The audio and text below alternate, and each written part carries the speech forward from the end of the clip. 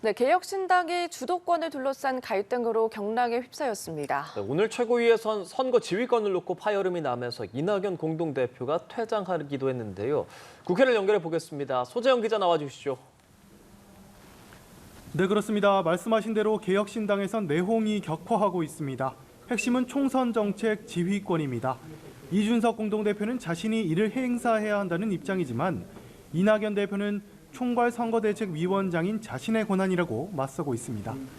오늘 아침 열린 최고위원회 회의에서 갈등이 수면 위로 드러났습니다. 입장차가 좁혀지지 않자 표대결로 갔는데 결국 이준석 공동대표에게 사실상 총선 지휘권을 맡기는 안건이 의결됐습니다. 이 과정에서 고성이 오갔고 이낙연 공동대표와 김종민 최고위원이 반발해 퇴장했습니다.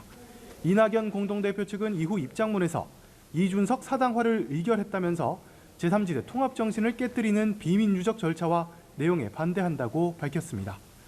김종민 의원은 퇴장 이후 기자들과 만나 선거운동 전체를 이준석 개인에게 맡기는 건 민주정당에서 가능한 일이 아니라고 강조했습니다.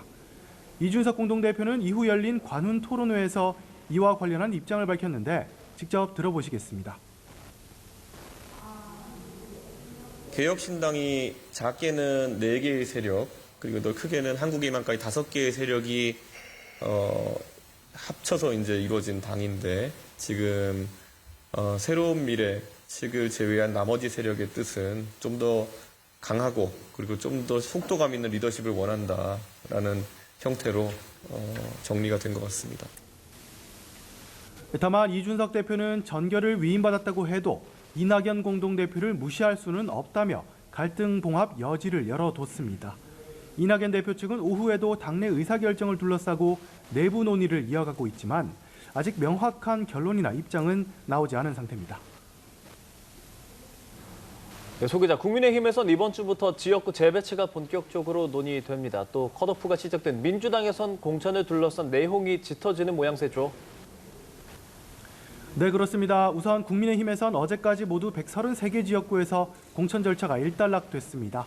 86곳에선 단수 공천, 44곳에선 경선, 3곳에선 우선 공천이 이루어졌습니다. 오늘부터는 나머지 지역에 대한 공천과 재배치, 다시 말해 쇄신 공천을 하면서도 탈락자 반발을 최소화할 숙제를 풀어야 하는 단계로 접어들었습니다. 장동혁 사무총장은 오늘 아침 기자들과 만나 오늘은 보류된 지역들 모두 재논의할 예정이라고 했습니다. 장 사무총장은 서울 강남을의 공천을 신청한 박진전 외교부 장관과 이원모 전 대통령실 인사비서관에 대해선 수도권 내 다른 지역구로 재배치하겠다고 설명했습니다. 민주당에선 밀실 공천 논란으로 잡음이 계속되고 있습니다.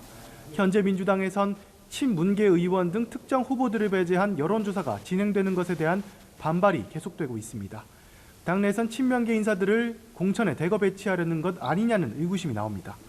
이런 가운데 민주당 현역 컷오프도 가시화하고 있습니다. 민주당은 이번 주부터 의정활동 하위 20% 대상자에게 개별 통보를 시작했습니다. 민주당 소속인 김영주 국회 부의장은 당으로부터 하위 20% 통보를 받았다면서 탈당 의사를 밝혔습니다. 그러면서 이 같은 결과에 수긍할 수 없다고 강조했습니다. 한편 민주당은 오늘부터 사흘간 1차 경선 지역구 23곳에서 경선에 착수합니다. 1차 경선 지역구는 서울과 경기, 인천 8곳은 물론 텃밭인 광주와 전북도 포함됐습니다. 이번 경선에는 권리당원 투표와 일반 여론조사가 절반씩 반영되는데 경선 결과는 이틀 뒤인 21일 공개됩니다. 지금까지 국회에서 전해드렸습니다.